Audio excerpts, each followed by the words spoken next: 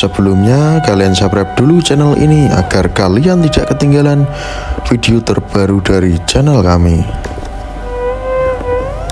Arya Penangsang. Pada waktu itu banyak orang Jawa yang belajar agama Islam, kedikdayaan dan kekuatan badan.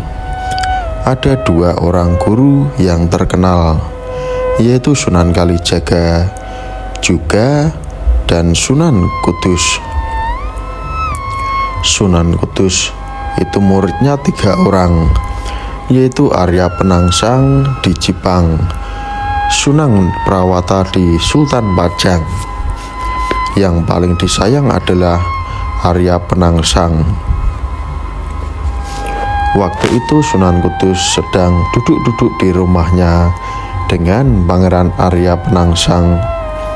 Sunan Kudus berkata kepada Arya Penangsang, "Orang membutuhkan sesuatu sesama guru itu. Hukumnya apa?"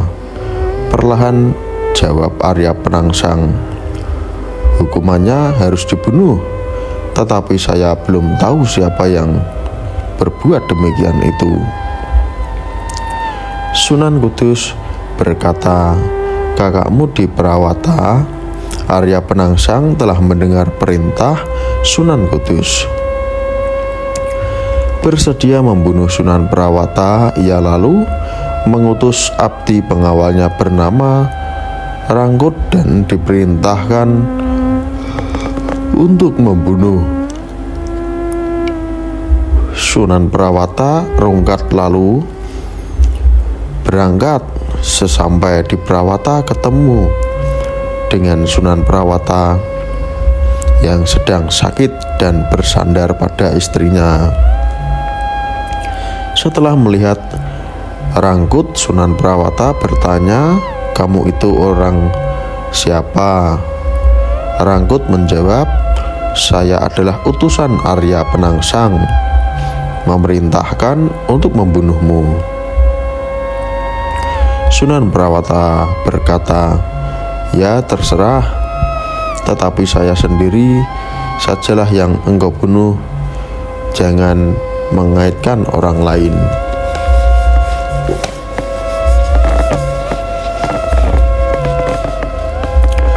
Rangkut lalu menusuk sekuat-kuatnya dada Sunan Prawata, tembus sampai panggungnya serta menembus dada istrinya. Sunan Prawata setelah melihat istrinya terluka segera mencabut kerisnya yang bernama Hyai Betok, lalu dilemparkan ke Rangkut. Si Rangkut tergores oleh kembang kacang hiasan pada pangkal keris. Ia jatuh di tanah lalu tewas. Sunan Prawata dan istrinya juga meninggal dunia.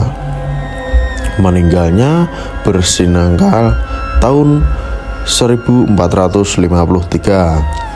Arya Penangsang begitu tega membunuh Sunan Prawata, sebab ayahnya juga dibunuh oleh Sunan Prawata. Saat pulang dari salat Jumat, ia dicegat di tengah jalan oleh utusan Sunan Prawata bernama Surayata. Ki Surayata tadi juga sudah dibunuh oleh teman ayahnya Arya Jipang. Sunan Prawata tadi mempunyai saudara perempuan namanya Ratu Kalinyamat. Dia begitu tidak terima atas kematian saudara laki-lakinya itu, lalu berangkat ke Kudus bersama suaminya, berniat meminta keadilan kepada Sunan Kudus. Jawab Sunan Kudus, "Kakakmu itu sudah hutang pati kepada Arya Penangsang. Sekarang tinggal membayar hutang itu saja." Ratu Kalinyamat mendengar jawaban Sunan Kudus itu, sangat sakit hatinya, lalu kembali pulang. Di tengah jalan dibegal utusannya Arya Penangsang, laki-lakinya dibunuh. Ratu Kalinyamat sangat terpukul hatinya, sebab baru saja kehilangan saudaranya, lalu kehilangan suaminya. Ia jadi sangat menderita, lalu bertapa telanjang di Bukit Dana Raja. Sebagai ganti, kain untuk menutup auratnya adalah rambutnya yang diurai Ratu Kalinyamat berprastia tidak mau memakai kain selama hidup jika Arya Penangsang belum meninggal. Ia bernadar, barang siapa dapat membunuh Arya Jepang, dia akan mengabdi kepadanya dan akan menyerahkan seluruh kekayaannya. Pada suatu ketika Sunan Kudus sedang berbincang-bincang dengan Arya Penangsang, Sunan Kudus berkata, "Kakakmu Sunan Prawata dan Kalinyamat sekarang sudah mati, tetapi belum lega rasanya kalau belum menguasai tanah Jawa. Jika masih ada adikmu Sultan Pajang, saya kira tidak mungkin bisa jadi raja, sebab dia adalah penghalang Arya Penangsang." Arya Penangsang berkata, "Jika diperkenankan atas izin Sunan Kudus, Pajang akan saya gempur dengan perang. Adik saya di Pajang akan saya bunuh supaya tidak menjadi penghalang." Sunan Kudus menjawab, "Maksudmu itu saya kurang setuju, sebab akan merusak gara serta banyak korban. Adapun maksud saya, kakakmu di Pajang bisa mati secara diam-diam saja, jangan diketahui banyak orang." Arya Penangsang menjawab, "Sangat setuju." Lalu mengutus abdi pengawal untuk menculik dan membunuh Sultan Pajang. Utusan segera berangkat datang di Pajang tengah malam, lalu masuk ke dalam istana. Sultan Pajang sedang tidur berselimut kain kampuh. Jarik kain sarung pada istrinya tidur di bawah. Utusan lalu menerjang dan menusuk dengan sekuat tenaga. Sultan Pajang tidak mempan atau kebal, masih enak tidurnya. Kain yang digunakan untuk berselimut itu pun tidak tertembus. Para istri terkejut, bangun menangis dan menjerit. Sultan Pajang terkejut juga dan bangun. Kain selimut terlempar menerpa para utusan itu. Mereka terjatuh terkapar di tanah, tidak ada yang dapat pergi. Sultan Pajang segera bertanya kepada para istrinya, "Mengapa kalian menangis menjerit?" Para istri menjawab, "Paduka, saya kira sudah meninggal sebab ditikam oleh pencuri." Sultan lalu mengambil lampu mendatangi tempat pencuri. 4 pencuri itu masih terkapar di tanah, tak ada yang mampu bergerak. Sultan lalu bertanya, "Saudara itu mencuri dari mana dan siapa yang menyuruh kalian?" Pencuri itu menjawab terus terang. Sultan berkata lagi, "Sekarang kalian sudah saya ampuni, tetapi segeralah pulang ke Jipang, laporkan pada sesembahmu, sebab kalau sampai kalian ketahuan oleh para peronda, kalian pasti dibunuh." Pencuri-pencuri itu diberi hadiah harta dan pakaian. Begitu gembira hatinya, tidak menyangka jika diberi hidup mereka menyembah, lalu berangkat sampai di Jipang, lalu melaporkan bahwa usahanya gagal. Sultan begitu kuat dan sakti. Jangan dianggap enteng. Setelah mendengar laporan utusannya, Arya Penangsang sangat sedih. Ia lalu memberitahu Sunan Kudus bahwa utusannya yang membunuh Sultan Pajang tidak berhasil. Jika diperkenankan, Sultan Pajang sebaiknya dipanggil saja ke Kudus, berdalih untuk diajak bicara bab ilmu. Jika sudah sampai di sini, mudah-mudahan Sunan Kudus mengabulkan permintaannya Arya Penangsang itu. Lalu utusan meninggalkan Sultan Pajang. Sultan Pajang setelah menerima panggilan Sunan Kudus begitu gugup dipanggil gurunya. Lalu segera bersiap. Ki Pamenahan dan Ki Panjawi segera memberi peringatan kepada Sultan Pajang. Sultan, menurut saya, Sultan dipanggil ke Kudus itu tidak akan berbicara tentang ilmu. Perkiraan saya ada kaitannya dengan pencuri itu. Meskipun Sultan menghadap ke Kudus, jangan lengah, perlu membawa prajurit siap perang. Sultan Pajang setelah mendengar tutur kata Ki Pamenahan dan Ki Panjawi begitu senang hatinya. Ia lalu memerintahkan untuk siap siaga berangkat perang. Putra Pamenahan yang diangkat menjadi putra Sunan diberi nama Raden Ngabei Sanglor ing Pasar, dijadikan pimpinan prajurit Tamtama. Setelah siap, Sultan Pajang dan bala prajuritnya berangkat.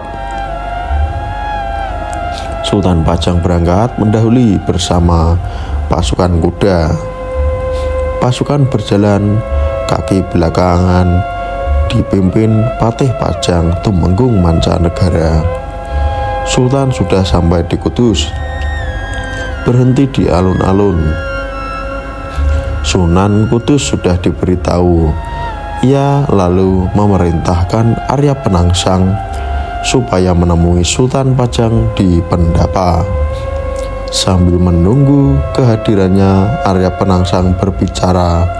Sesudah Sultan datang dan melihat kerisnya akan ditikam, teman-temannya juga bersama turut mengerebut. Sultan Pajang diperintah oleh utusan Sunan Kudus duduk di tempat pertemuan bersama Arya Penangsang. Sultan Pajang juga sudah ada di tempat pertemuan. Ki Panjawi dan Ki Pamenahan serta Raden Ngabei Sanglor ing Pasar mendampingi di kanan kiri, agak ke belakang dan terus waspada. Sultan Pajang duduk menghadap-hadapan dengan Arya Penangsang, saling berpandangan. Arya Penangsang lalu bertanya kepada Sultan Pajang, "Adi Sultan, lama saya tidak bertemu dengan kamu. Sekarang bersama-sama menghadap Sunan di sini. Yang dipakai itu keris yang mana?" Sultan Pajang menjawab, "Keris saya yang lama." Arya Penangsang berkata lagi, "Mana saya ingin melihat kerismu." Keris lalu ditarik. Ki Pamenahan segera menyenggol. Sultan Pajang tanggap keris sudah diserahkan ke Arya Penangsang. Sultan segera menarik keris sambil berkata, "Kakang Arya Penangsang, masih bagus keris saya yang ini, melebihi keris yang Kakang lihat-lihat itu." Arya Penangsang tersenyum sambil berkata, "Yang saya lihat ini juga bagus." Sultan Pajang menjawab, "Yang saya pegang ini bernama Kiai Cerubuk. Meskipun sama-sama bagus, masih ampuh cerubuk ini." pengalaman yang sudah tergores saja mesti tewas. Percakapan berhenti karena hadirnya Sunan Kudus. Melihat yang duduk saling menghunus keris, segera mendekati sambil berkata, "Ada apa ini?" Saling menghunus keris. Apakah mau jual beli keris?